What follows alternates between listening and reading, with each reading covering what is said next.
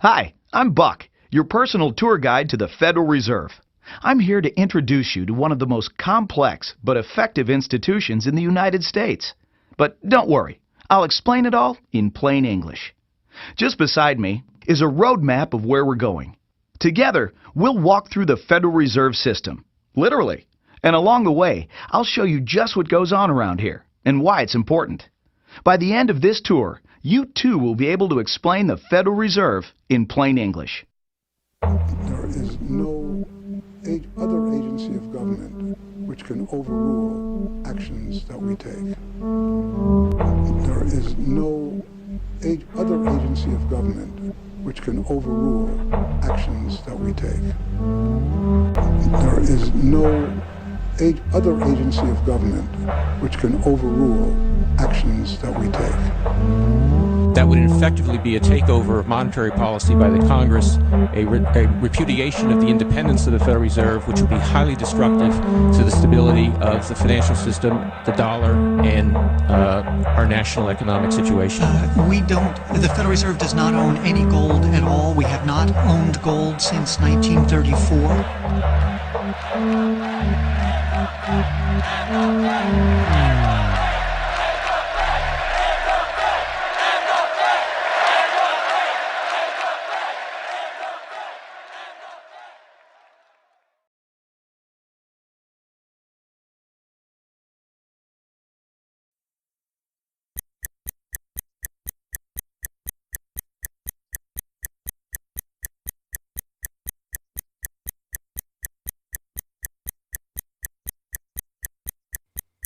All our lives, we've been told that economics is boring.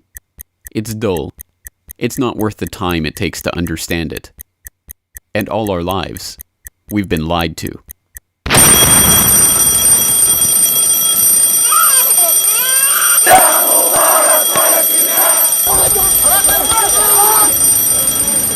War, poverty, revolution. They all hinge on economics, and economics all rests on one key concept. Money. Money. It is the economic water in which we live our lives. We even call it currency.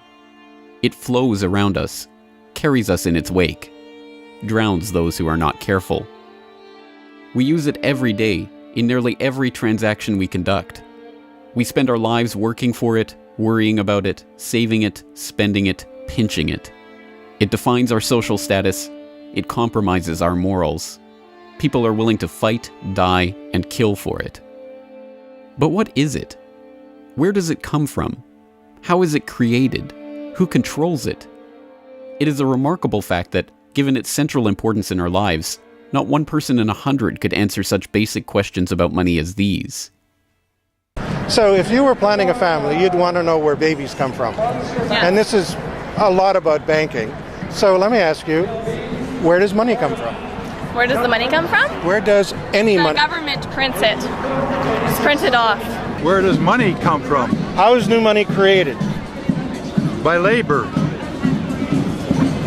People work and produce wealth, and the money is supposed to match that wealth. Where does money come from? Well, I have a pretty different outlook on money. It actually comes from like trees, right? But why is this?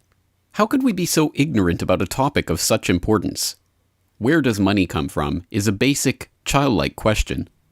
So why is our only response the childlike answer meant as a joke? It grows on trees. Such a profound state of ignorance could not come about naturally. From the time we are children, we are curious about the world and eager to learn about the way it works. And what could lead to a better understanding of the way the world works than a knowledge of money, its creation and destruction? Yet discussion of this topic is fastidiously avoided in our school years and ignored in our daily life. Our monetary ignorance is artificial, a smokescreen that has been erected on purpose and perpetrated with the help of complicated systems and insufferable economic jargon. But it doesn't take an economist to understand the importance of money. Deep down, we all know that the wars, the poverty, the violence we see around us hinges on this question of money. It seems like a 1,000-piece jigsaw puzzle just waiting to be solved. And it is. The puzzle pieces, taken together, create an image of the Federal Reserve, America's central bank and the heart of the country's banking system. Despite its central importance to the economy, relatively few have heard of it, and fewer still know what it is, despite the bank's attempts at self-description. Our economy runs on a complex system of exchange of goods and services, in which money plays a key part. Coin, currencies, savings, and checking accounts, the overall supply of money is managed by the Federal Reserve. Money is the medium through which economic exchanges take place, and money as a standard of value helps us to set prices for goods and services. The job of managing money, monetary policy, is to preserve the purchasing power of the dollar while ensuring that a sufficient amount of money is available to promote economic growth. The Federal Reserve also promotes the safety and soundness of the institutions where we do our banking. It ensures that the mechanisms by which we make payments, whether by cash, check, or electronic means, operate smoothly and efficiently. And in its fiscal role, acts as the banker for the United States government. Now, these duties comprise the major responsibilities of our central bank. But in order to really understand the Federal Reserve, we must first understand its origins and context. We must deconstruct the puzzle. The first piece of that puzzle lies here, in the White House. This is where the Federal Reserve Act, then known as the Currency Bill, was signed into law after passing the House and Senate in late December 1913. The New York Times of Christmas Eve 1913 described the festive scene. The Christmas spirit pervaded the gathering. While the ceremony was a little less impressive than that of the signing of the Tariff Act on October 3rd last in the same room, the spectators were much more enthusiastic and seized every occasion to applaud. There in the White House that fateful December evening, President Wilson signed away the last veneer of control over the American money supply to a cartel, a well-organized gang of crooks so successful, so cunning, so well hidden that even now, a century later, few know of its existence, let alone the details of its operations. But those details have been openly admitted for decades.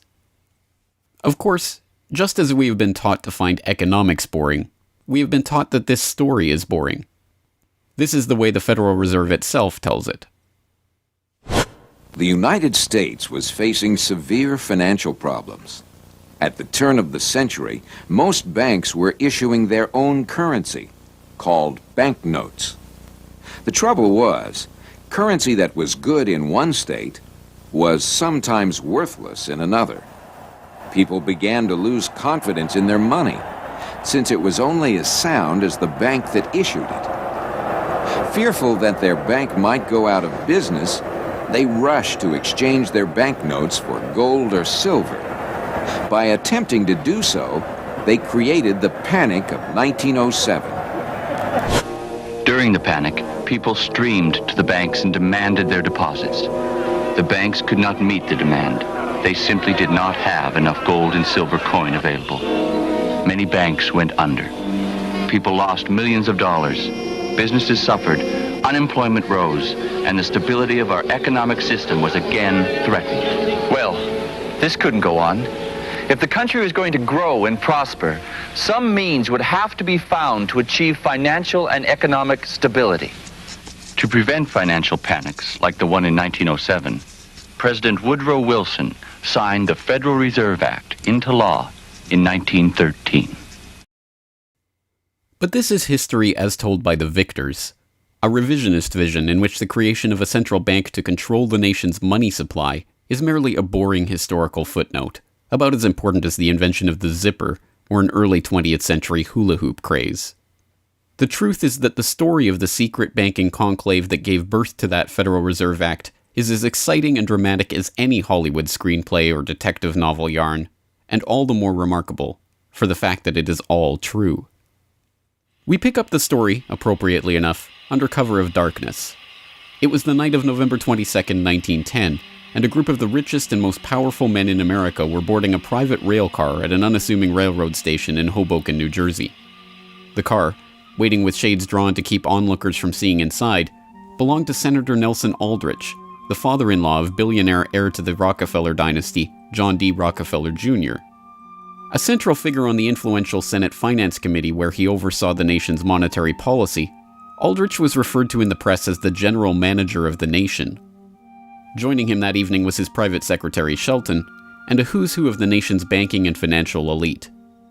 A. Pyatt Andrew, the Assistant Treasury Secretary, Frank Vanderlip, President of the National City Bank of New York, Henry P. Davison, a senior partner of J.P. Morgan Company, Benjamin Strong Jr., an associate of J.P. Morgan and president of Bankers Trust Co., and Paul Warburg, heir of the Warburg banking family and son-in-law of Solomon Loeb of the famed New York investment firm Kuhn Loeb and Company.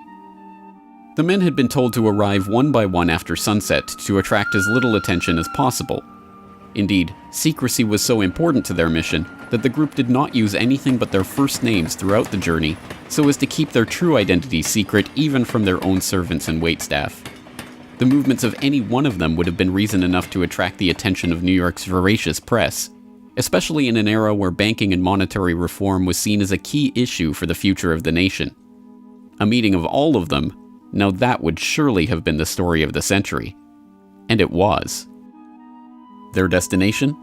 The secluded Jekyll Island off the coast of Georgia, home to the prestigious Jekyll Island Club whose members included the Morgans, Rockefellers, Warburgs, and Rothschilds. Their purpose? Davison told intrepid local reporters who had caught wind of the meeting that they were going duck hunting. But in reality, they were going to draft a reform of the nation's banking industry in complete secrecy.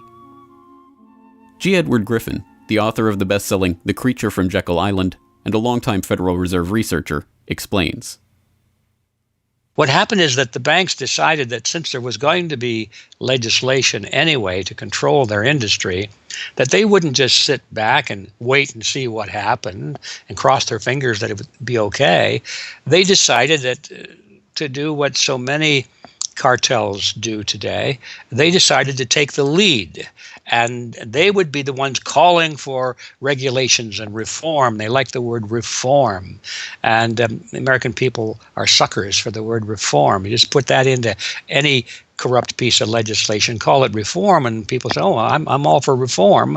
And so they vote for it or accept it. So that's what they were doing. They decided we will reform our own industry. In other words, we will create a cartel, and we will give the cartel the power of government. We'll take our cartel agreement so that we can self-regulate to our advantage, and we'll call it the Federal Reserve Act. And then we'll take this cartel agreement to Washington and convince those idiots there to pass it into law. And that basically was the strategy. It was a brilliant strategy. Of course, we see it happening all the time, and certainly in our own day today, we see the same thing happening in other cartelized industry. Right now, we're watching it unfold in the field of healthcare, but at that time, it was banking, all right? And so the banking cartel wrote their own rules and regulations, called it the Federal Reserve Act, got it passed into law, and it was very much to their liking because they wrote it. And in essence, what they had created is a set of rules which made it possible for themselves to regulate their industry, but they went even beyond that. In fact, it's clear to me when I was reading their letters and their conversations at the time and the debates that they never dreamed that Congress would go along and also give them the right to issue the nation's money supply. I mean, not only were they now going to regulate their own industry, which is what they started out as wanting to do, but they got this incredible gift that they didn't dream would be given to them, although they were negotiating for it. And that was Congress gave them the authority to issue the nation's money. And Congress gave away the sovereign right to issue the nation's money to the private banks. And so all of this was in the Federal Reserve Act, and the American people were joyous because they were told and they were convinced that this was finally a means of controlling this big creature from Jekyll Island. Amazingly enough, they were successful, not just in conspiring to write the legislation that would eventually become the Federal Reserve Act, but in keeping that conspiracy a secret from the public for decades. It was first reported on in 1916 by Bertie Charles Forbes, the financial writer who would later go on to found Forbes magazine. But it was never fully admitted until a quarter century later, when Frank Vanderlip wrote a casual admission of the meeting in the February 9th, 1935 edition of the Saturday Evening Post. I was as secretive, indeed as furtive, as any conspirator. I do not feel it is any exaggeration to speak of our secret expedition to Jekyll Island as the occasion of the actual conception of what eventually became the Federal Reserve System. Over the course of their 9 days of deliberation at the Jekyll Island Club, they devised a plan so overarching, so ambitious, that even they could scarcely imagine that it would ever be passed by Congress. As Vanderlip put it, "Discovery of our plan, we knew, simply must not happen, or else all our time and effort would be wasted. If it were to be exposed publicly that our particular group had got together and written a banking bill, that bill would have no chance whatever of passage by Congress." So what precisely did this conclave of conspirators devise at their Jekyll Island meeting? A plan for a central banking system to be owned by the banks themselves, a system which would organize the nation's banks into a private cartel that would have sole control over the money supply itself. At the end of their 9-day meeting, the bankers and financiers went back to their respective offices content in what they had accomplished. The details of the plan changed between its 1910 drafting and the eventual passage of the Federal Reserve Act, but the essential ideas were there. But ultimately, this scene on Jekyll Island, too, is just one piece of a larger puzzle.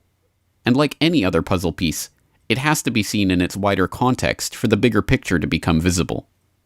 To understand the other pieces of the puzzle and their importance in the creation of the Federal Reserve, we have to travel backward in time. The story begins in late 17th century Europe. The 9 Years' War is raging across the continent as Louis XIV of France finds himself pitted against much of the rest of the continent over his territorial and dynastic claims. King William III of England, devastated by a stunning naval defeat, commits his court to rebuilding the English navy. There's only one problem: money. The government's coffers have been exhausted by the waging of the war, and William's credit is drying up. A Scottish banker, William Patterson, has a banker's solution. A proposal to form a company to lend £1 million to the government at 6% plus $5,000 management fee, with the right of note issue. By 1694, the idea has been slightly revised, a £1.2 million loan at 8% plus $4,000 for management expenses, but it goes ahead. The magnanimously titled Bank of England is created. The name is a carefully constructed lie, designed to make the bank appear to be a government entity. But it is not. It is a private bank owned by private shareholders for their private profit, with a charter from the king that allows them to print the public's money out of thin air and lend it to the crown. What happens here at the birth of the Bank of England in 1694 is the creation of a template that will be repeated in country after country around the world. A privately controlled central bank lending money to the government at interest, money that it prints out of nothing. And the jewel in the crown for the international bankers that creates this system is the future economic powerhouse of the world, the United States. In many important respects, the history of the United States is the history of the struggle of the American people against the banksters that wish to control their money. By the 1780s, with colonies still fighting for independence from the crown, the bankers will get their wish. In 1781, the United States is in financial turmoil. The Continental, the paper currency issued by the Continental Congress to pay for the war, has collapsed from overissue and British counterfeiting. Desperate to find a way to finance the end stages of the war, Congress turns to Robert Morris, a wealthy shipping merchant who was investigated for war profiteering just 2 years earlier. Now, as Superintendent of Finance of the United States from 1781 to 1784, he is regarded as the most powerful man in America, next to General Washington. In his capacity as Superintendent of Finance, Morris argues for the creation of a privately owned central bank deliberately modeled on the Bank of England that the colonies were supposedly fighting against. Congress, backed into a corner by war obligations and forced to do business with the bankers just like King William in the 1690s, acquiesces and charters the Bank of North America as the nation's first central bank. And exactly as the Bank of England came into existence loaning the British Crown £1.2 million, the BNA started business by loaning $1.2 million to Congress. By the end of the war, Morris has fallen out of political favor and the Bank of North America's currency has failed to win over a skeptical public. the BNA is downgraded from a national central bank to a private commercial bank chartered by the state of Pennsylvania. But the bankers have not given up yet. Before the ink is even dry on the Constitution, a group led by Alexander Hamilton is already working on the next privately owned central bank for the newly formed United States of America. So brazen is Hamilton in the forwarding of this agenda that he makes no attempt to hide his aims or those of the banking interests he serves.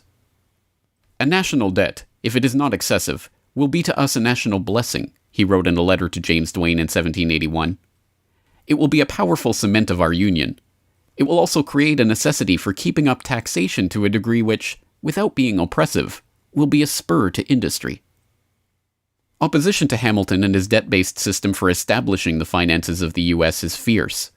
Led by Jefferson and Madison, the bankers and their system of debt enslavement is called out for the force of destruction that it is, with Thomas Jefferson writing, "The spirit of war and indictment, since the modern theory of the perpetuation of debt, has drenched the earth with blood and crushed its inhabitants under burdens ever accumulating." Still, Hamilton proves victorious.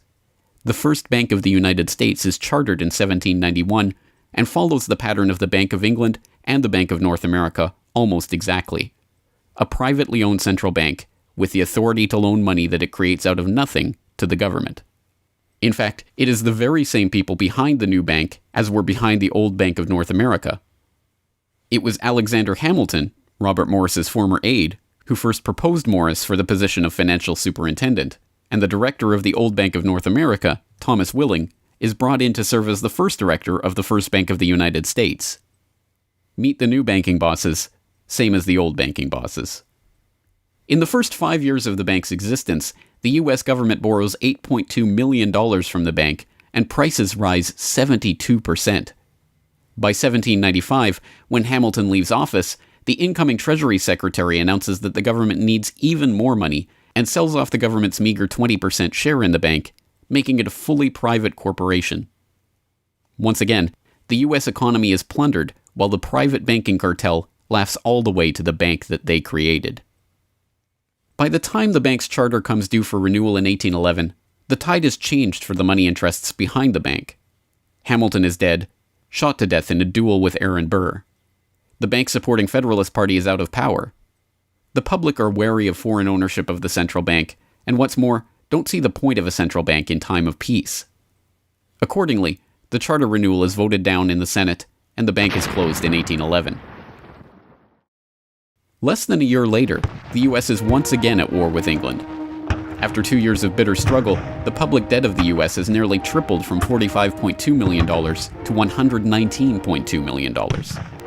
With trade at a standstill, prices soaring, inflation rising, and debt mounting, President Madison signs the charter for the creation of another central bank, the Second Bank of the United States, in 1816.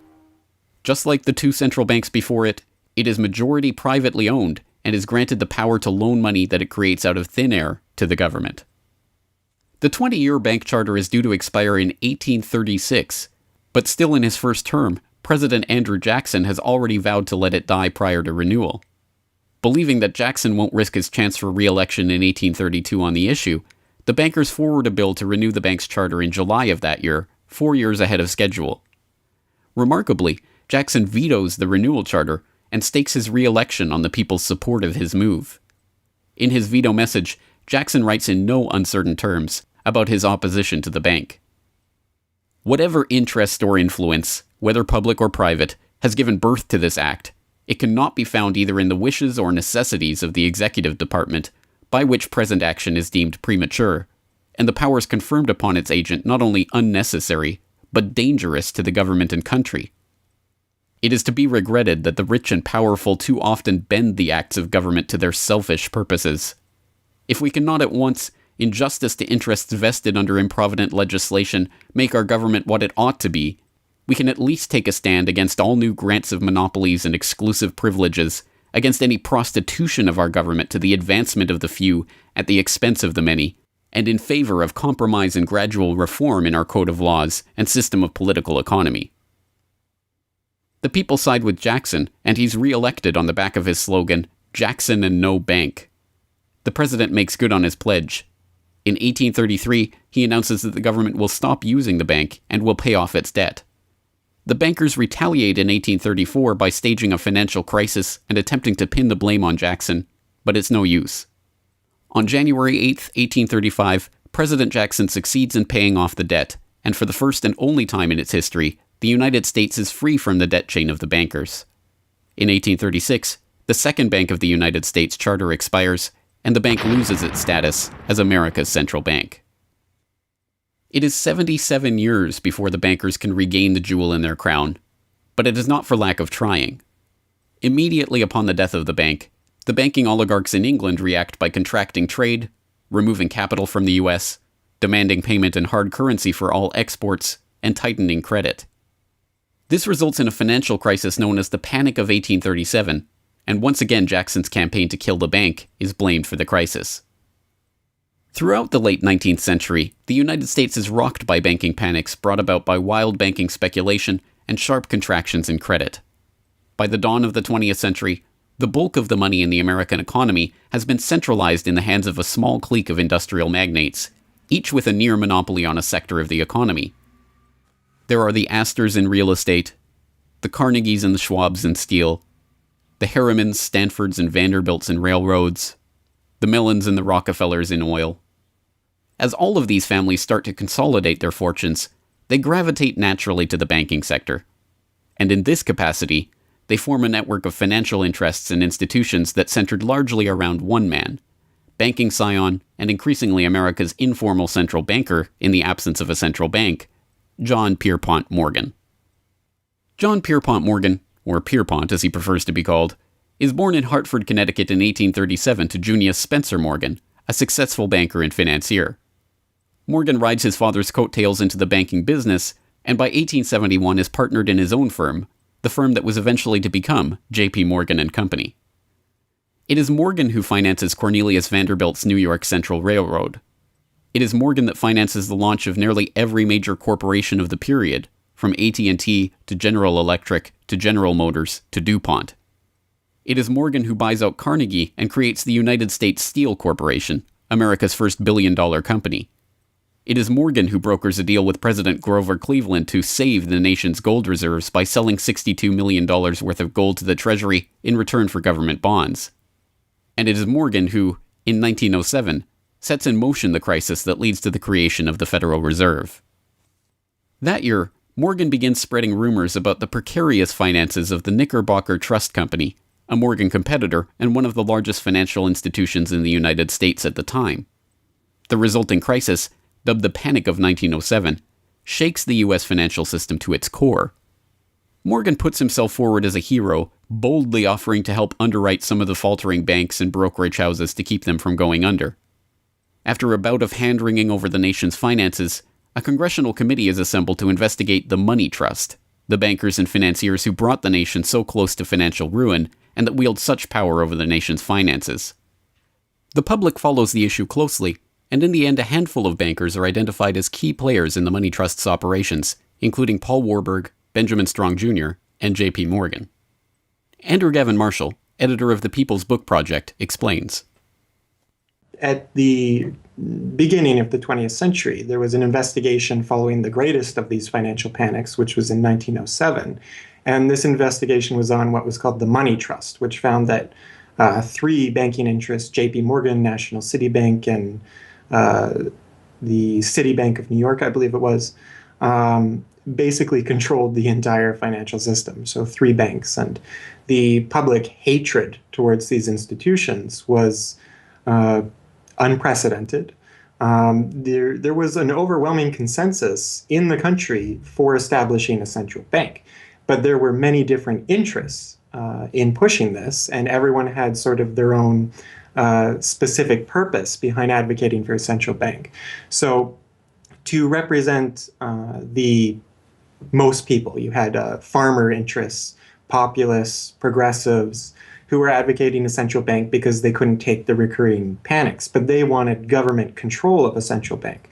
They wanted it to be exclusively under the public control because they despised and feared the New York banks as wielding too much influence. So for them, a central bank would be a way to curb the power of these private financial interests. On the other hand, those same financial interests were advocating for a central bank to serve as a source of stability for their control of the system, also to act as a lender of last resort to them, and so that they would never have to face collapse, but also in order to exert more control through a central bank.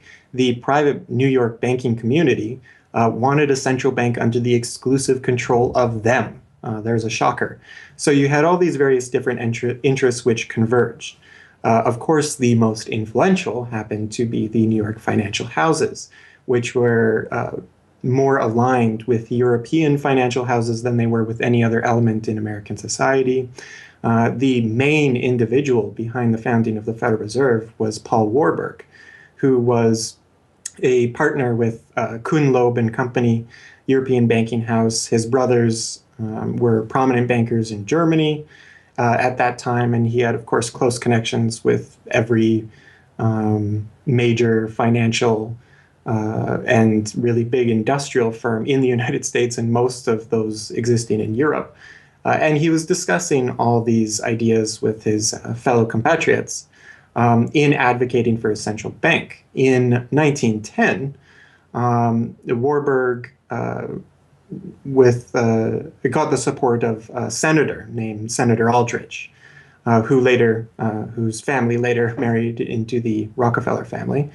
Again, I'm sure just a coincidence, but Aldrich invited Warburg and a number of other bankers to a private secret meeting on Jekyll Island, just off the coast of Georgia, where they met in 1910 to discuss the construction of a central bank in the United States, but one which, of course, would be owned and serve the interests of the private bankers. Aldrich then, in 1911, presented this as the Aldrich Plan or the Aldrich Bill in the U.S. Congress, and it was actually voted out. The public, suspicious of Senator Aldrich's banking connections, ultimately reject the Jekyll Island Cabal's Aldrich Plan. The Cabal does not give up, however. They simply revise and rename their plan, giving it a new public face, that of Senator Robert Owen and Representative Carter Glass. In the end, the money trust that was behind the Panic of 1907 uses the public's own outrage against them to complete their consolidation of control over the banking system. The newly retitled Federal Reserve Act is signed into law on December 23, 1913, and the Fed begins operations the next year.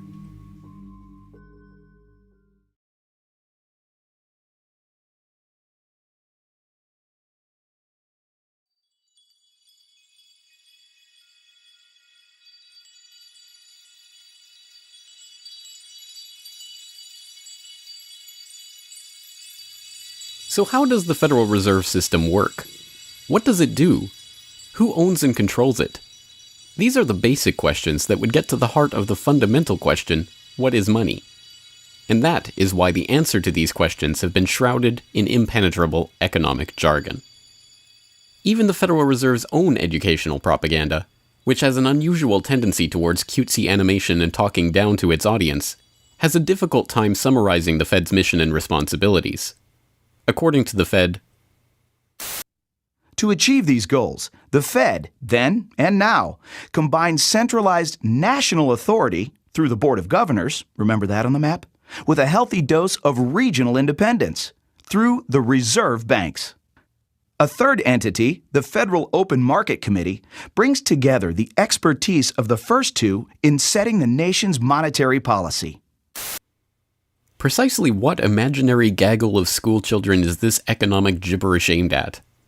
The simple truth, hidden behind the sleight of hand of economic jargon and magisterial titles, is that a banking cartel has monopolized the most important item in our entire economy: money itself. We are taught to think of money as the pieces of paper printed in government printing presses or coins minted by government mints. While this is partially true, in this day and age, the actual notes and coins circulating in the economy represent only a tiny fraction of the money in existence. Over 90% of the money supply is in fact created by private banks as loans that are payable back to the banks at interest.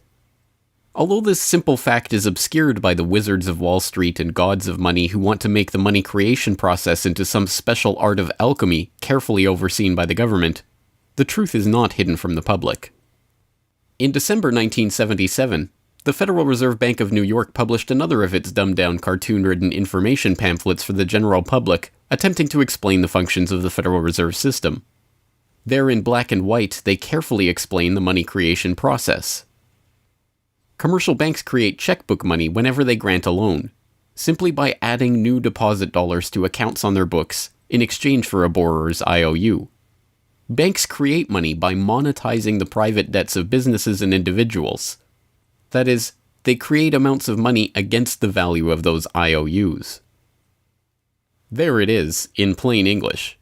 The vast majority of money in the economy, the checkbook money in our accounts at the bank and that we use in our electronic transfers and digital payments, is created not by a government printing press, but by the bank itself. It is created out of thin air as debt, owed back to the bank that created it at interest.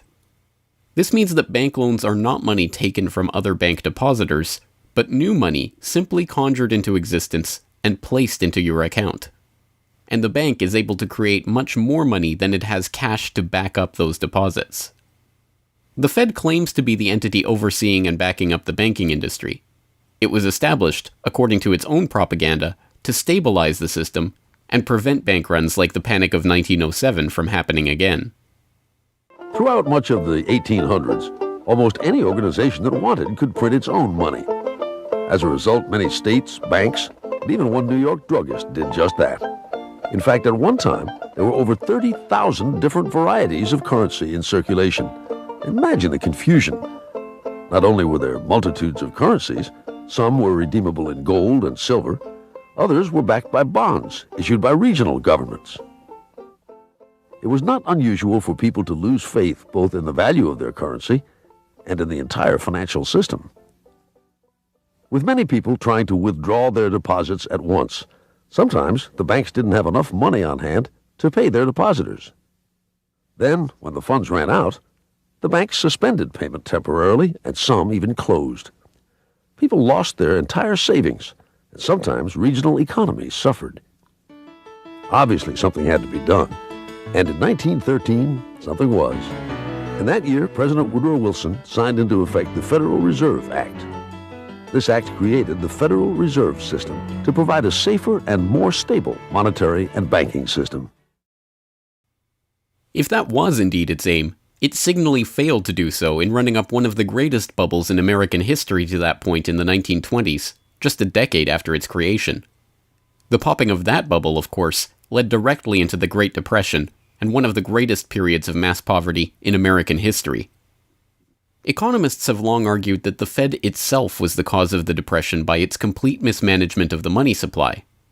As former Federal Reserve Chairman Ben Bernanke admitted in a speech commemorating Fed critic Milton Friedman's 90th birthday, regarding the Great Depression, "You're right, we did it. We're very sorry. But thanks to you, we won't do it again." Price stability is another cited tenet of the Federal Reserve's mandate. But here, too, the Fed has completely failed to live up to its own standards. Aside from the banking system, the Federal Reserve has another responsibility that's probably even more important.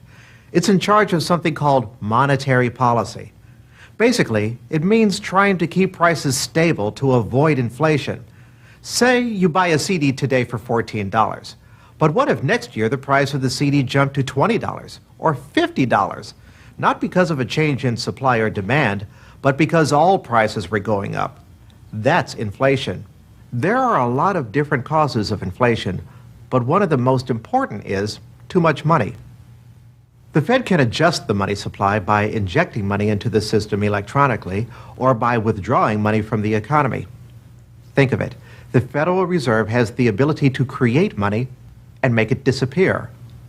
What's most important is what happens as a result. Anytime the supply of money is altered, the effects are felt throughout the economy. The Fed's methods have changed over time to take advantage of the latest computers and electronics, but its mission remains the same: to aim for stable prices, full employment, and a growing economy. 100 years ago, in 1913, the Fed was created, and we've marked it with a vertical line there. Consumer prices now are about 30 times higher than they were when the Fed was created in 1913. Paper money, too, is the responsibility of the Federal Reserve. Hence, the dollars in circulation are not Treasury notes, not bills of credit, but Federal Reserve notes, debt-based notes backed up, ultimately, by the government's own promise to pay. It's sovereign bonds backed up by the taxpayers themselves. At one time, the Federal Reserve banks were legally required to keep large stockpiles of gold in reserve to back up these notes. But that requirement was abandoned, and today the notes are backed up mostly by government securities. The Fed no longer keeps any actual gold on its books, but gold certificates issued by the Treasury and valued not at the spot price of $1,300 per troy ounce, but an arbitrarily fixed statutory price of $42 2/9 per ounce. But I do have one question. During the crisis, or any time that you're aware of, has the Federal Reserve or Treasury participated in any gold swaps arrangements? We don't. The Federal Reserve does not own any gold at all. We have not owned gold since 1934. So we have not engaged in any gold swaps. But it appears on your balance sheet that you hold gold. What appears on our balance sheet is gold certificates. When we turned before 1934, the Federal Reserve did own gold. We turned that over by law to the Treasury and received in return for that gold certificates. If the Treasury entered into, because under the Exchange Stabilization Fund, I would assume they probably have the legal authority to do it. They wouldn't be able to do it then because you have the securities for essentially all the gold? No, we have no interest in the gold that is owned by the Treasury. We have simply an accounting document that is called gold certificates that represents the value at a statutory rate and still that we gave to the Treasury in 1930. And still measured at $42 an ounce, which makes no sense whatsoever. Clearly, there is a discrepancy between what we are led to believe is motivating the Fed and what it actually does. To understand what the Fed is actually intended to do, it's first important to understand that the Federal Reserve is not a bank per se, but a system. This system codifies, institutionalizes, oversees, and undergirds a form of banking called fractional reserve banking, in which banks are allowed to lend out more money than they actually have in their vaults. The whole process starts, the process of decay and corruption starts with something called fractional reserve banking. That's the technical name for it. And what that really means is that as the banking institution developed over several centuries, starting, of course, in Europe, it developed the practice of legalizing a certain dishonest accounting procedure. In other words, in the very, very beginning, if you want to go all the way back, people would bring their gold or silver to the banks for safekeeping. And they say, give us a paper receipt. And we don't want to guard our silver and our gold because, people could come in the middle of the night and they could kill us or tie us up and threaten us, and they'll get our gold and silver, so we can't really guard it. We'll take it to the bank and have them guard it, and we just want a paper receipt so that we can take the receipt back and get our gold anytime we want. And so in the beginning, money was receipt money. They could then, instead of changing or exchanging the gold coins, they could exchange the receipts, and people would accept the receipts just as well as the gold, knowing they could get the gold. And so these paper receipts being circulated were, in essence, the very first examples of paper money. Well, the banks learned early on that game that here they were sitting on this pile of gold and all these paper receipts out there. People weren't bringing the receipts in anymore. Very few of them, maybe 5%, maybe 7% of the people would bring in their paper receipts and ask for the gold. So they said, why don't we just sort of give more receipts out than we have gold? They'll never know because we only are asked at the best 7% of it, so we can create more receipts for gold than we have, and we can collect interest on that because we'll loan that into the economy and we'll charge interest on this money that we don't really have. And it's a pretty good gimmick, don't you think? And they, well, yeah, of course. And so that's how fractional reserve banking started. And now it's institutionalized, and they teach it in school. No one ever questions the integrity of it or the ethics of it. They say, well, that's the way banking works. And isn't it wonderful that we now have this flexible currency and we have prosperity and all of this sort of thing? So it all starts with this concept of fractional reserve banking. And the trouble is with that is it works most of the time, but every once in a while, there are a few ripples that come along that are a little bit bigger than the other ripples. And maybe one of them is a wave. And more than 7% will come in and ask for their gold. Maybe 20% will come in, or 30%. And well, now the banks are embarrassed because the fraud is exposed. They say, well, we don't have your gold. What do you mean you don't have my gold? I gave it to you and put it on deposit, and you said you'd safeguard it. Well, we don't have it. We loaned it out. So then the word gets out, and everybody and their uncle comes and lines up for their gold. And of course, they don't have it, and the banks are closed. They have bank holidays, and the banks are embarrassed. They go out of business. People lose their savings, and you have these terrible banking crashes that were ricocheting all around the world prior to this time. And that's what caused the concern. One of the things that caused the concern of the American people, they didn't want that anymore. They wanted to put a stop to that. And that was the whole purpose, supposedly, of the Federal Reserve System, was to put a stop to that. But since the people who designed the plan to put a stop to it were the very ones who were doing it in the first place, you can not be surprised that their solution was not a very good one insofar as the American people were concerned. Their solution was to expand it. Not to control it, but to expand it. See, prior to that time, this little game of fractional reserve banking was localized at the state level. Each state was doing its own little fractional reserve banking system. Each state, in essence, had its own Federal Reserve. Central banks were authorized by state law to do this sort of thing, and that was causing all this problem. And so the Federal Reserve came along and said, well, no, we're not going to do this at the state level anymore because look at all the problem it's causing. We're going to consolidate it all together, and we're going to do it at the national level. The key to this system, of course, is who controls this incredible power to regulate the economy by setting reserve requirements and targeting interest rates. The answer to this question, too, has been deliberately obscured. The Federal Reserve System is a deliberately confusing mishmash of public and private interests, reserve banks, boards and committees, centralized in Washington and spread out across the United States. So you have the Federal Reserve Board in Washington, appointed by the president. That's the only part of this system that is directly dependent upon the government for input. That's the federal part, that the government, the president specifically, gets to choose a few select governors. The 12 regional banks, the most influential of which is the Federal Reserve Bank of New York, essentially based in Wall Street to represent Wall Street, is representative of the major Wall Street banks who own shares in the private, not federal, but private Federal Reserve Bank of New York. All the other regional banks are also private banks. They vary according to how much influence they wield, but the Kansas City Fed is influential, the St. Louis Fed, the Dallas Fed.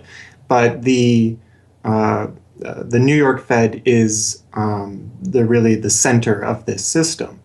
And precisely because it represents the Wall Street banks who appoint the leadership of the New York Fed. So the New York Fed has a lot of public power, but no public accountability. It has no oversight. It does not answer to Congress the way that the chairman of the Federal Reserve Board of Governors does. And even then, the chairman of the Federal Reserve Board, who is appointed by the president, does not answer to the president. He does not answer to Congress. He goes to Congress to testify, but the policy that they set is independent. So they have no input from the government. The government can't tell them what to do, legally speaking. And of course, they don't. Do you think it would cause problems for the Fed or for the economy if that legislation was to pass? My concern about the legislation is that if the GAO is auditing not only the operational aspects of our programs and the details of the programs, but is making judgments about our policy decisions that would effectively be a takeover of monetary policy by the Congress, a repudiation of the independence of the Federal Reserve, which would be highly destructive to the stability of the financial system, the dollar, and our national economic situation. The Federal Open Market Committee is responsible for setting interest rates. Now, this committee, which is enormously powerful, has as its membership the governor and vice chair of the Federal Reserve Board. But the Federal Open Market Committee, most of the membership is the presidents of the regional Federal Reserve banks representing private interests.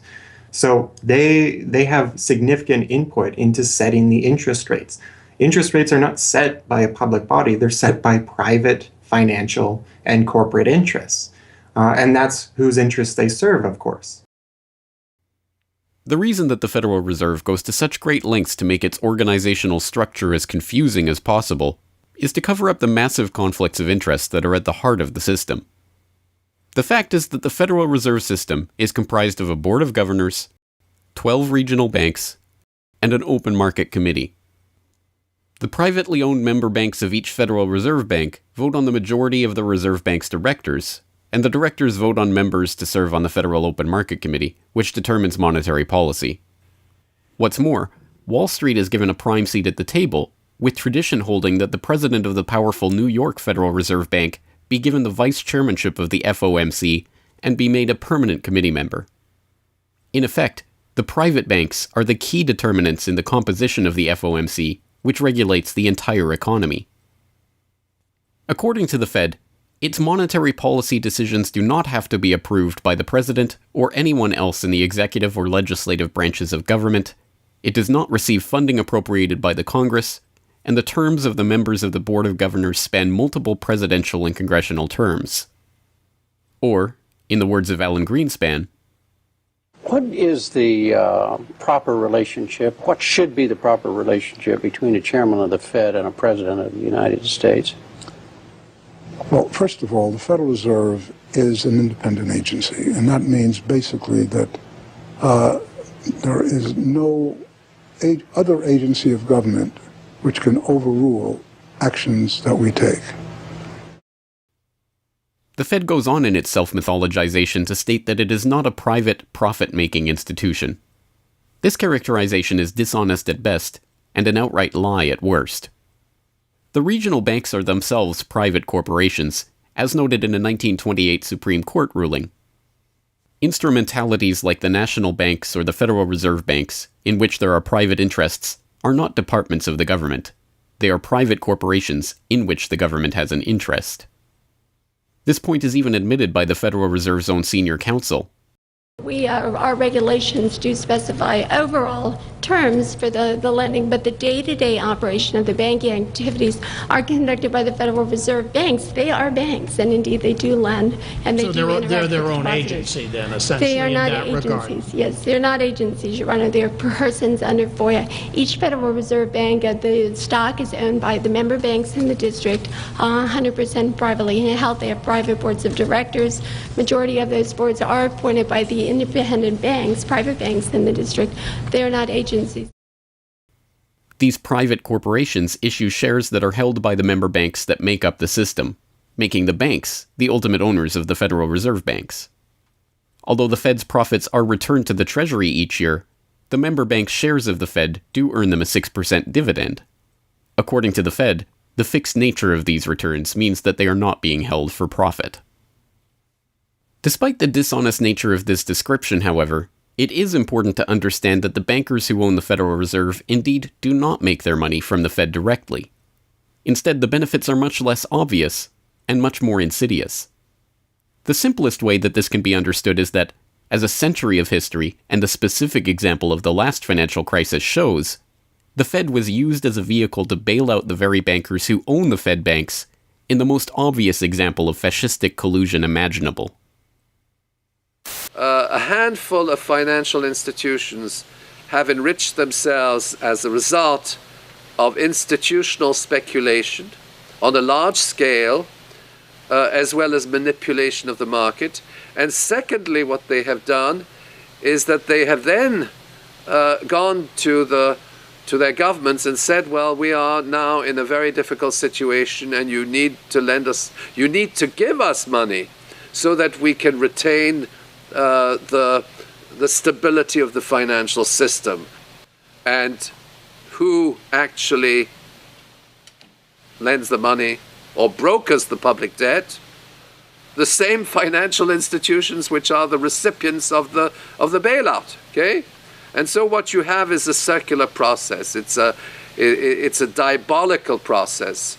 You're lending money. You're not lending money. You're handing money to the large financial institutions, and then this is leading up to a mounting public debt in the trillions. Okay. And then you say to the financial institutions, we need to establish a new set of treasury bills and government bonds, etc., which of course are sold to the public, but they are always brokered through the financial institutions, which establish their viability and so on and so forth. And the financial institutions will probably buy part of this public debt. So that in effect what the government is doing is financing its own indebtedness through the bailouts. It hands money to the banks, but to hand the money to the banks, it becomes indebted to those same financial institutions, and then it says, well, we now have to emit large amounts of public debt. Please, can you help us? And then the banks will say, well, your books are not quite in order. And then the government will say, well, obviously they're not in order because we've just handed you $1.4 trillion of bailout money, and we're now in a very difficult situation, so we need to borrow money from the people who are, in fact, the recipients of the bailout. So this is really what we're dealing with. We're dealing with a circular process. The 2008 crisis and subsequent bailouts are merely the latest and most brazen examples of the fundamental conflicts of interest at the heart of America's privately owned central banking system. Beginning with the collapse of Lehman Brothers in September of that year, the Federal Reserve embarked on an unprecedented program of bailouts and special zero-interest lending facilities for the very banks that had caused the subprime meltdown in the first place. By the cartelization of the Federal Reserve structure, and thus not by accident, it was the very bank presidents who had overseen their banks' lending practices that ended up in the director positions of the Federal Reserve banks that voted on where to direct the trillions of dollars in bailout money. And unsurprisingly, they directed it toward their own banks. A stunning 2011 Government Accountability Office report examined $16 trillion of bailout facilities extended by the Fed in the wake of the crisis and exposed numerous examples of blatant conflicts of interest. Jeffrey Immelt, chief executive of General Electric, served as a director on the board of the Federal Reserve Bank of New York. At the same time, the Fed provided $16 billion in financing to General Electric. JP Morgan Chase chief executive Jamie Dimon, meanwhile, was also a member of the board of the New York Fed during the period that saw $391 billion in Fed emergency lending directed to his own bank. In all, Federal Reserve Board members were tied to $4 trillion in loans to their own banks. These funds were not simply used to keep these banks afloat, but actually to return these Fed-connected banks to a period of record profits in the same period that the average worker saw their real wages actually decrease and the economy on Main Street slow to a standstill. Ben Bernanke, at that time the chairman of the Federal Reserve Board of Governors, was confronted about these conflicts of interest by Senator Bernie Sanders upon the release of the GAO report in June 2012. Senator, you raised an important point, which is that this is not something the Federal Reserve created. This is in the statute. Congress in the Federal Reserve Act said this is the governance of the Federal Reserve, and more specifically that bankers would be on the board. And 6 out of 9. Sorry? 6 out of 9 in the regional banks are come from the banking industry. That's correct, and that is in the law. And right. I'll answer your question, though. The answer to your question is that Congress set this up. We have tried. I think we've made it into something useful and valuable. We do get information from it. But if Congress wants to change it, of course, we will work with you to find alternatives. Bernanke is completely right. These conflicts are, in fact, a part of the institution itself. A structural feature of the Federal Reserve that was baked into the Federal Reserve Act itself over 100 years ago by the bankers who conspired to cartelize the nation's money supply. You could not ask for a more succinct reason why the Federal Reserve itself, this admitted cartel of banking interests, needs to be abolished. But you could get one.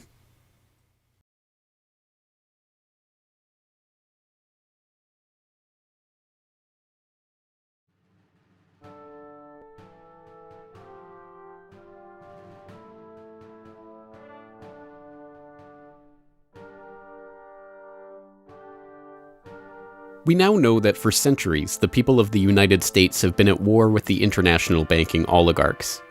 That war was lost, seemingly for good, in 1913 with the creation of the Federal Reserve.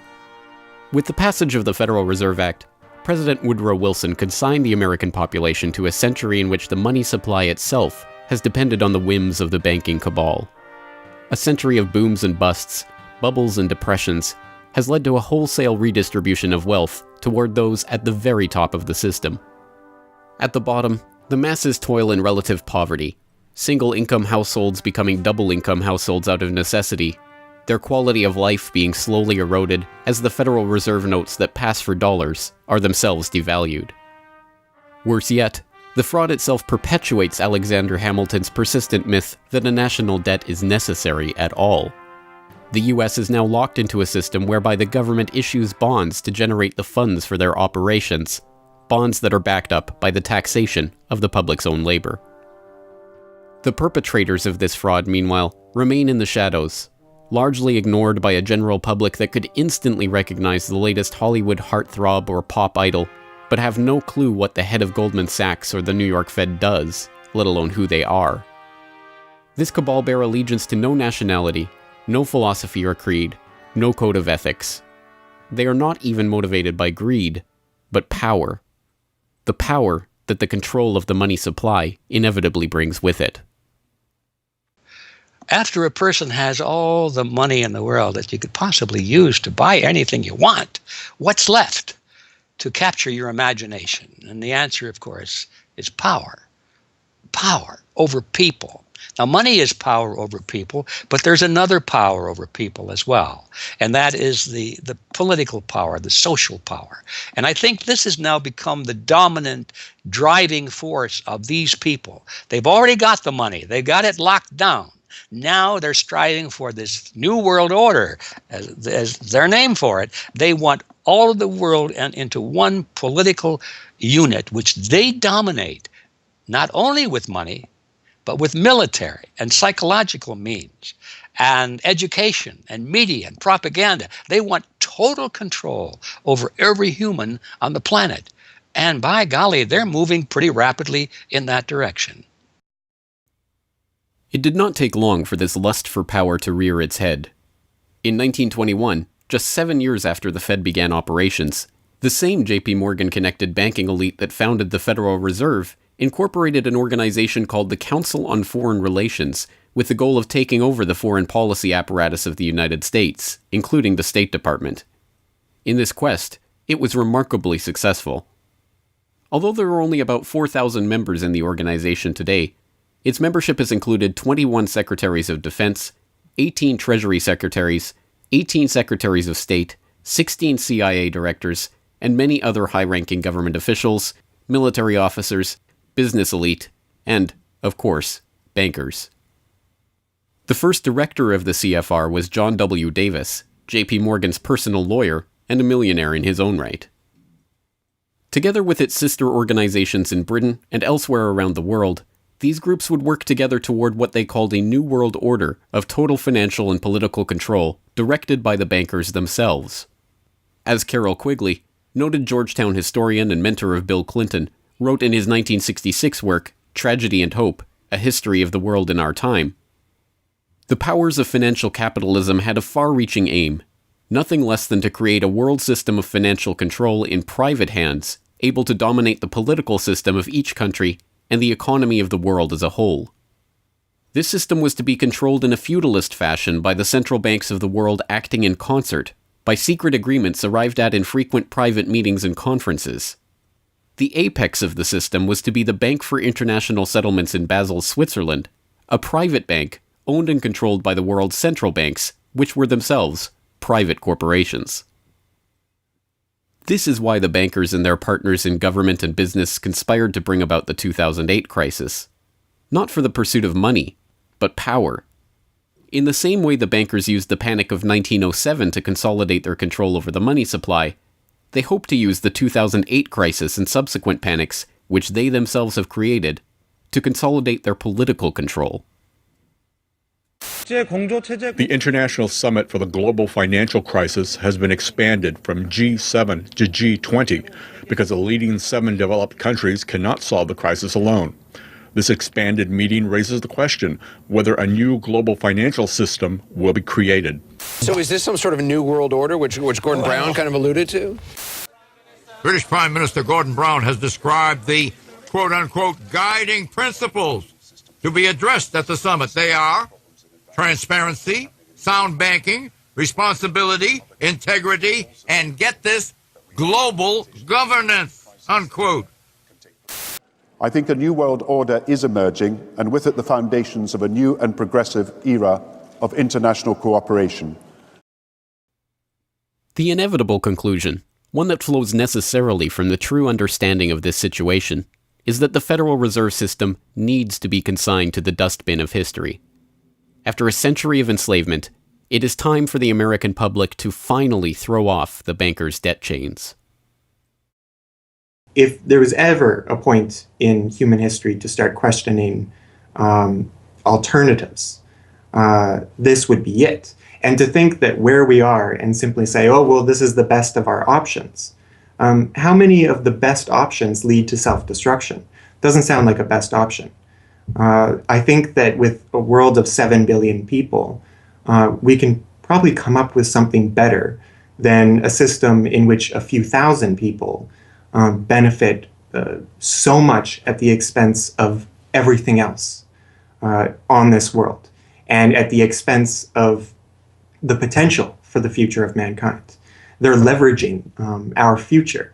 And so long as we accept this way of thinking, so long as we accept these institutions as having dominance, that's the direction we'll be going.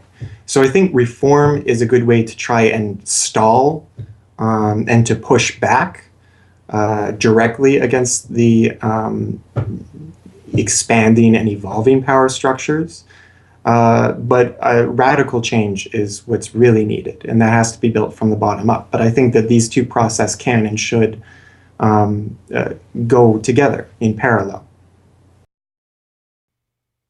If you've made it this far, congratulations. You are now better informed on the economic history of the United States and the truth about the Federal Reserve than 99% of the population.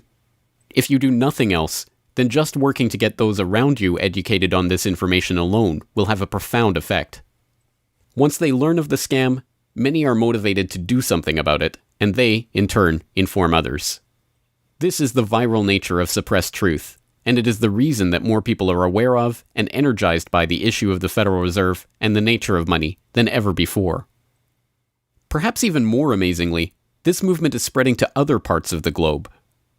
Recognizing the interlocking nature of the modern global economy and the international nature of the banking oligarchy, movements to abolish the Federal Reserve have sprung up in Europe, where protests against the cartelized central banking system are taking place in over 100 cities, attracting 20,000 people on a weekly basis.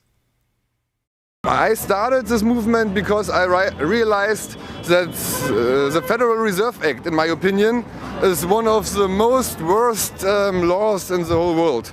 So a private banking company is lending America the money, and in my opinion, America is not any more democratic. The Federal Reserve tells the government what to do, and that's a problem.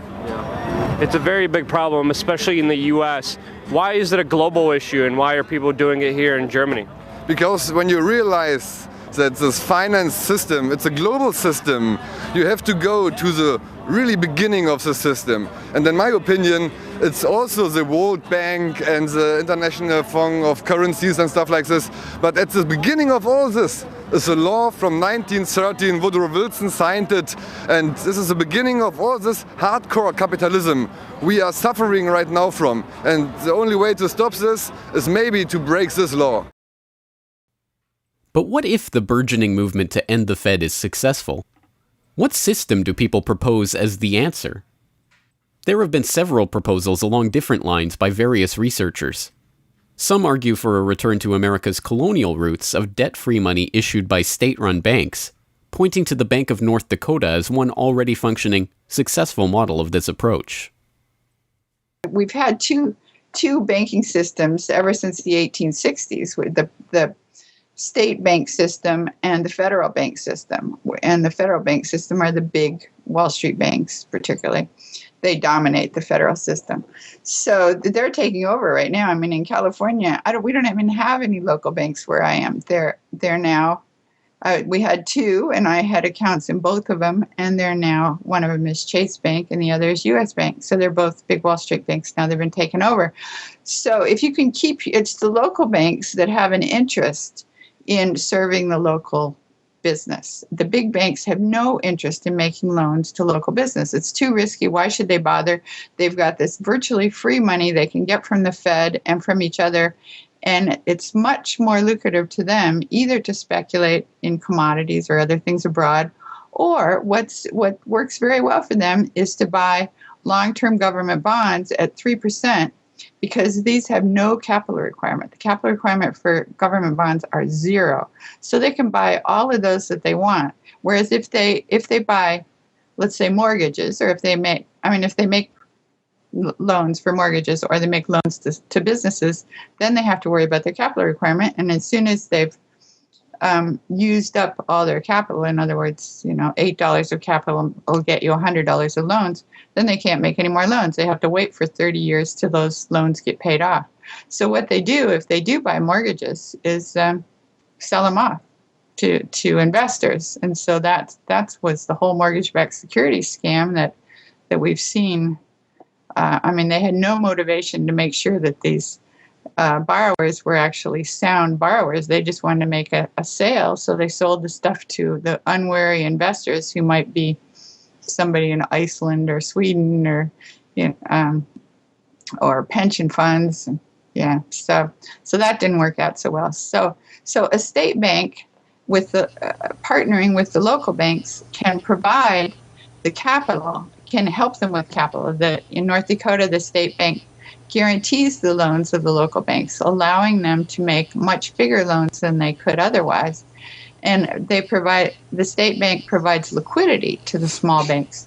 That's why the small banks, the local banks, aren't making loans to small business right now, because they don't know that they can get money from the other banks as needed. The way banking works is they make the loan first. I mean, if you have credit lines to many different businesses, and if they all hit up their credit lines at once, you're going to run out of money. So you don't dare do that unless you know that you can get short-term loans from the other banks. And what's happening right now, even though there's $1.6 trillion in excess reserves sitting on the books of the big banks, they're not available to the little banks. And the reason is because the Fed is paying 0.25% interest on those reserves. So the banks have no incentive to lend them to the little banks. Why let go of them when you can make just as much keeping them, and then you still have your reserves, and you can use them as collateral to buy bonds or something that'll make you more money. So the whole system is messed up. And in North Dakota, the Bank of North Dakota provides the liquidity for these local banks. Others advocate a decentralized system of alternative and competing currencies that greatly reduce or even eliminate altogether the need for a central bank.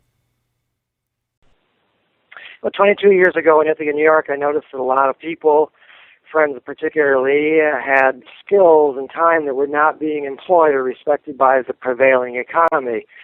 And while we had much desire to create things and trade them with each other, and many services we could provide to each other. We didn't have the money. So, since I have a background in graphic design, journalism, and arrogance, I went to my computer and designed paper money for Ithaca, New York. Designed pretty colorful money, with pictures of children, waterfalls, and trolley cars, and denominated in hours of labor. 1 hour note, half hour, quarter, eighth hour note, 2 hour note, and then began to issue to each of the pioneer traders who had agreed to be listed in the directory a specific starter amount. And the game began. An hour has been worth an hour of basic labor, or 10 US dollars, which at that time, 20 years ago, was double the minimum wage.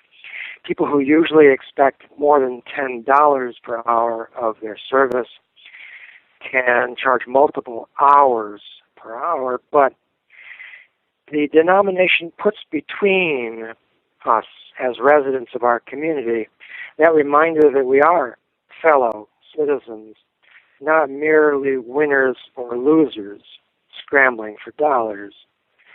And it introduces us to each other on the basis of these skills and services that we have, that we are more proud to provide for each other than often is the case with a conventional job, just the stuff we have to do to get the money to pay the bills. So through that trading process, that more intimate scale process within the community, we're more easily able to become friends and lovers and political allies. It's an inspiring story, and tell people about how much money has circulated through this community. I mean, it's important for people to understand just how successful this has been. Because we're not a computer system, we don't have a specific volume of trading recorded, but by the grapevine, by phone surveys, and over the years watching the money move, we were able to guess very reliably at several $1 million equivalent of this money has transacted over those years, making loans without charging interest up to $30,000 value, which is the fundamental monetary revolution in our system. Then as well, making grants of the money to over 100 community organizations. Some argue for currencies whose mathematical nature prevent them from being merely conjured into existence whenever a federal government wants to wage another war of aggression or forge another link in the seemingly endless train of governmental tyranny and abuse. What people have to understand about Bitcoin is that it's a completely decentralized network. There's no central server, there's no controlling company, there's no office. It's just free software that anyone can download and start running on their computer anywhere in the world. And that the Bitcoins themselves can be transferred to or from anyone anywhere in the world. And it's impossible for any bank or government or entity to block you from sending or receiving those Bitcoins.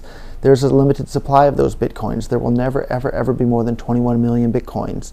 And so because, like everything, the price is set based on supply and demand, because the supply of Bitcoins is limited and the demand is increasing as more and more people start to use them and more websites start to accept them, the price of Bitcoins in terms of dollars is going to have to increase even a lot more than the $500 per Bitcoin that it is today. Are there any drawbacks at all to the idea of using a cryptocurrency?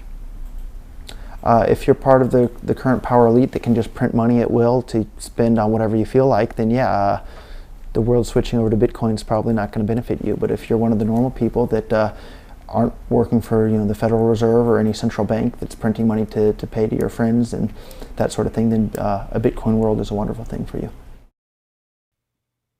Sound money, cryptocurrencies, state banks, LETS programs, self-issued credit. These and many other solutions have all been proposed, and many of them are in use in different localities today. Information on all of these ideas and how they are being applied in various parts of the world are widely available online. The point is that the question of what money is and how it should be created is perhaps the single greatest question facing humanity as a whole, and yet it is one that has been almost completely eliminated from the national conversation. Until recently. End the Fed! End the Fed!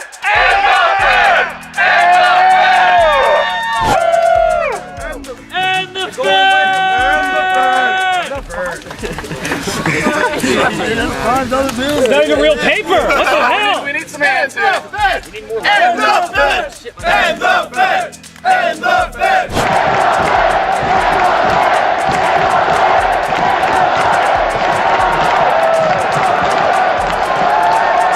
I haven't even gotten to that part yet. Will you do it again when I get to that part?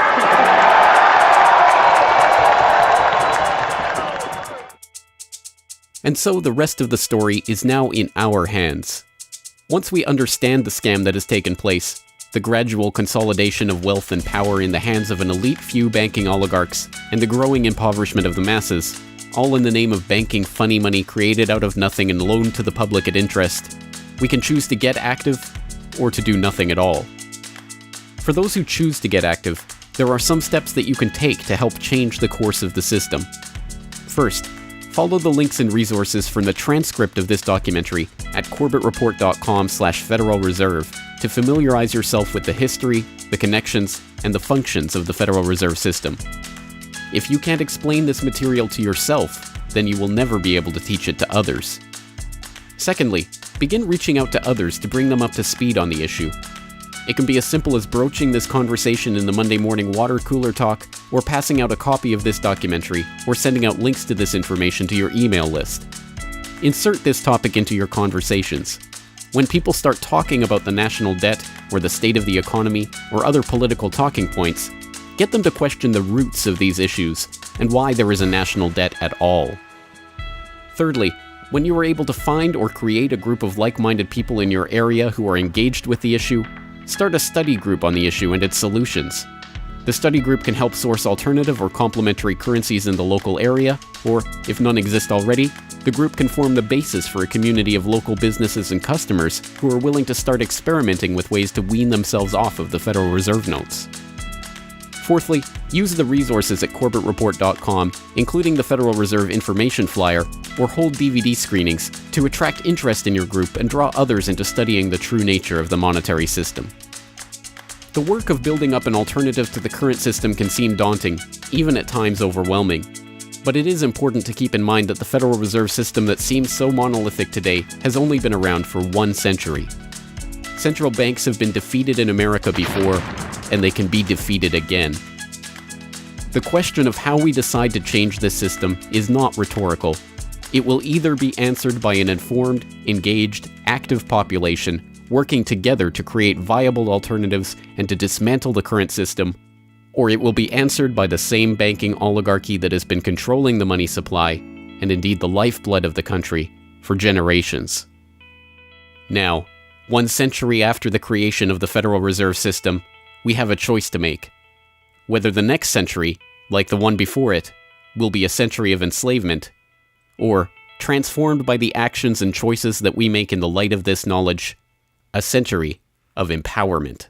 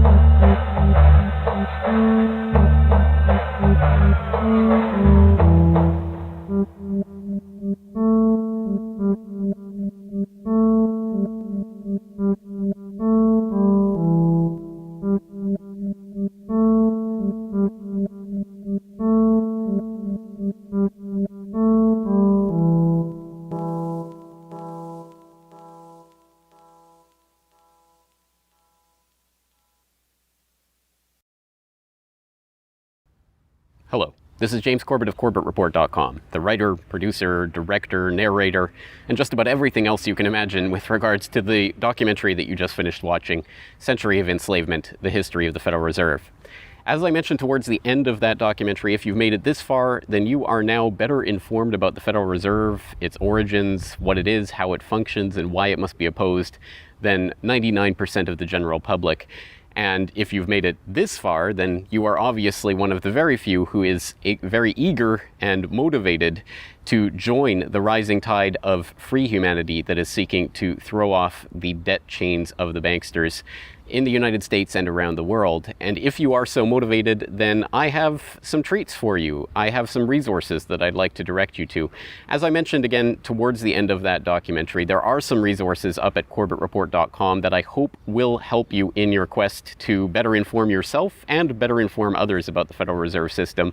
Because once again, if you can't explain this to yourself, then how could you ever hope to explain it to anyone else? So I think the first quest that we must all engage in is to improve our own understanding of the Federal Reserve System and how it functions, and then to spread that information to others. And on that note, once again, if you go to corbettreport.com, you'll be able to find, first and foremost, this documentary itself is, of course, 100% freely available online, which you would know because you're watching this right now. So, of course, there will be links to the YouTube version of this documentary or the downloadable MP4 version on my website. There's also audio MP3 files available for download. All of those, again, freely open to the public, and I do encourage you to send them out to others if you do find it to be a valuable resource yourself.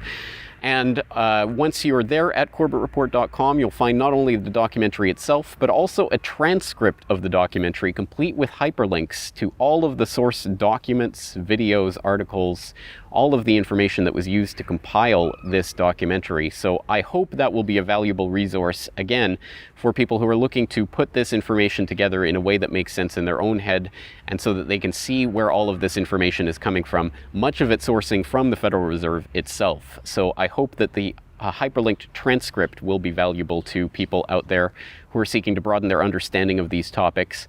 And you will also find there a news information pamphlet that I have put together with the help of Mike Krentz of MikeKrentz.com, a graphic designer who's helped me out a lot behind the scenes on the website. As you can tell from the graphics on this documentary, I'm not a graphic designer myself by trade or by training. So I certainly do appreciate Mike's help in putting this information pamphlet together.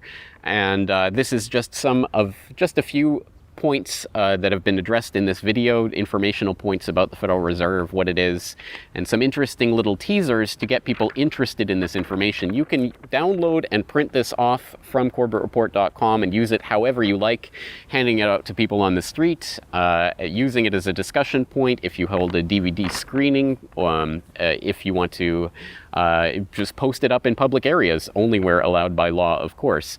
Once again, this is freely available for download and for you to print out and to use to help spread information about the Federal Reserve System.